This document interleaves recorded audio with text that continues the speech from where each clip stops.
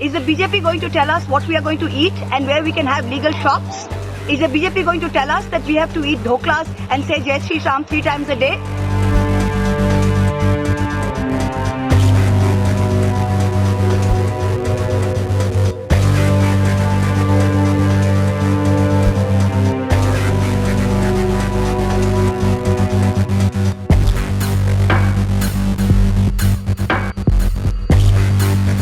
सभी भाइयों से यही आदेश है कि जो भी मंदिर के साथ ये बाजार है तो इसमें जो है ये होना नहीं चाहिए कि देवी को मीट चढ़ता है। वो एक मनगढ़ंत बातें हैं जो शास्त्रों में अभी तक कोई प्रूफ में नहीं है।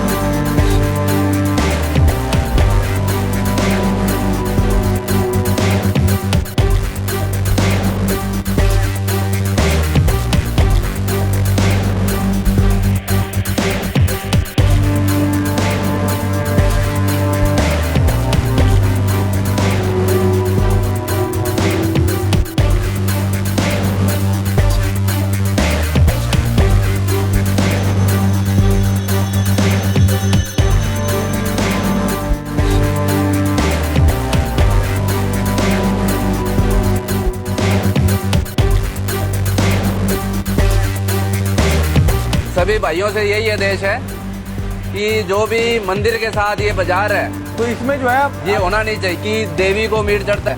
वो एक मनगढ़ंत बातें हैं जो शास्त्रों में अभी तक कोई प्रूफ में नहीं है। जो मान रहा है पर मंदिर के साथ जो चीज हो रही है ना वो कहीं ना कहीं हमें सभी सनातनियों को ठेस पहुंचा रही है। तो कहते हैं इस बात में दिक्कत है तो मुझे बताओ।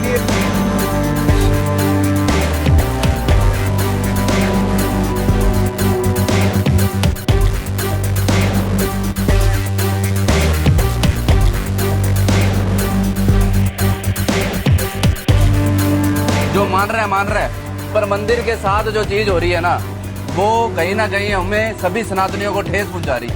हाँ मार्केट जब हुआ था उसके साथ ही मार्केट वालों ने एक मंदिर खोला था।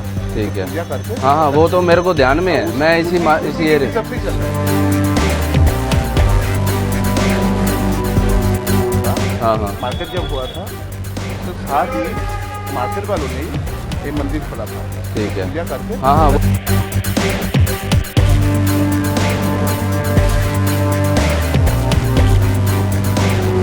और हम लोग का बेंगलुरु ट्रेडिशन में शादी में भी मछली होता है, मंदिर में भी मछली भोग बना के चढ़ाता है। जैसे किसी किसी मंदिर में दारू चढ़ता है। मंदिर के सामने जहाँ ठेका है वहाँ क्यों नहीं बंद करते? ये तो मछली बेच रहा है, खाता तो नहीं है, यहाँ तो नहीं बन रहा है ना। और जहाँ पे हुक्का का बार है मंदिर के सामने वो क्यों नहीं बंद कर रहा है? मतलब किसी को कोई आपत्ति क्यों होना चाहिए? वो तो बेच रहा है। ऐसे तो देश तो बेकार हो गया। ऐसे तो 2 करोड़ सपनों दे के अभी भी तो कुछ नहीं हुआ। फिर ये लोग का सामने सब पीछे पड़ गया। सनातन सब लोग हैं। गंगा जल में मछली रहता है वो भी पूजा में लगता है।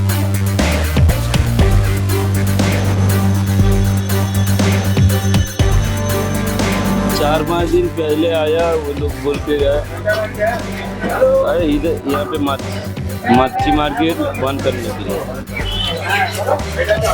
पास में मंदिर है इसलिए बोल के गया। कुछ दिन बाद 4-5 दिन बाद बोल के यही बात है।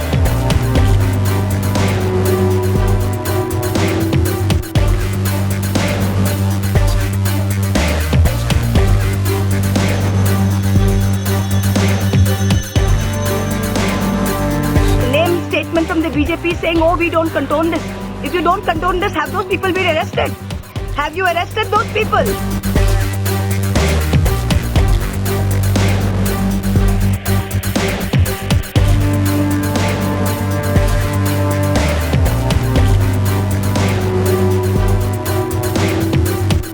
Everybody has seen the horrifying visuals of the lumpen BJP goons threatening the Bengali shopkeepers of Chittaranjan Park in the heart of Delhi.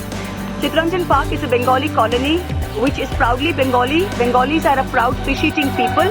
The Kali temple there and the temples there have been built by the community, and this particular temple has actually been built by the shopkeepers and the business community of Chittaranjan Park. You can see how in broad daylight, with complete impunity and audacity, the BJP's goons are threatening shopkeepers and telling them that you cannot have a shop here. Is the BJP going to tell us what we are going to eat and where we can have legal shops? Is the BJP going to tell us that we have to eat dhoklas and say Jai Shri Ram 3 times a day? We have always maintained that the BJP is not for Hindus. These are Hindu shopkeepers. The BJP is anti-Muslim, they are anti-Hindus, they are anti-constitution.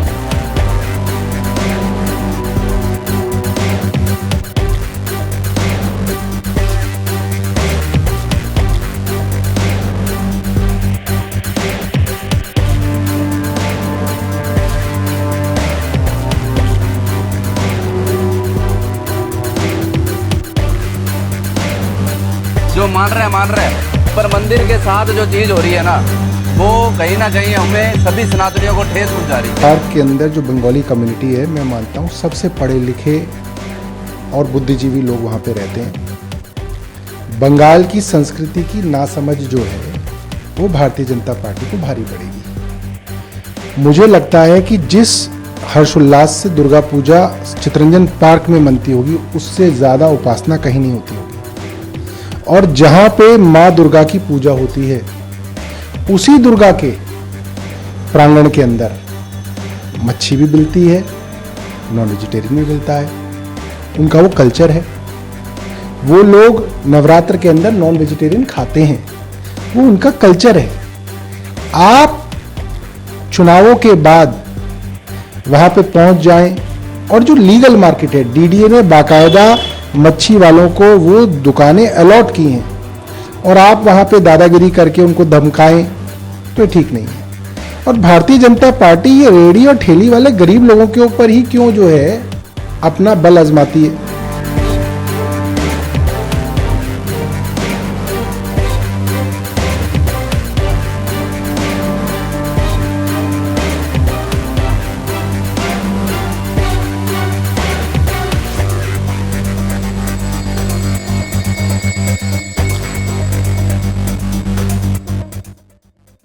एक गुमनाम video जिसकी कोई authenticity नहीं थी, महुआ मित्रा उसको tweet करती हैं और सनसनी फैलाने की कोशिश करती। एक सांसद होने के नाते उनकी जिम्मेदारी थी कि वो इस वीडियो को दिल्ली पुलिस को सौंपती, शिकायत दर्ज कराती और जांच की मांग करती।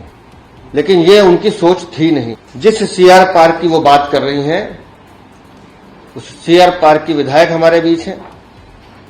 लगातार वहां मेरा व्यक्तिगत रूप से जाना होता है, हमारे प्रवक्ता वहीं रहते हैं और वहां के जो समाज का ताना बाना है वो इतना सौहार्दपूर्ण है कि वहां ऐसी घटनाओं की कोई गुंजाइश है नहीं। उनका अपना एक कल्चर है। 50-60 साल पुरानी वो दुकानें हैं जो डीडीए से अलॉटेड है, जिसको कोई छेड़ नहीं सकता, उसके बारे में सोचता भी नहीं है। लेकिन कैसे हवा दी जाए, वक्फ बोर्ड का जो बिल पास हुआ है लोकसभा और राज्यसभा में, पूरी बहस के बावजूद भी कैसे इस एंगल को भी उससे जोड़ा जाए, इसकी कोशिश इन दोनों ने की है। If you like this video, then like, share and subscribe to Mirror Now.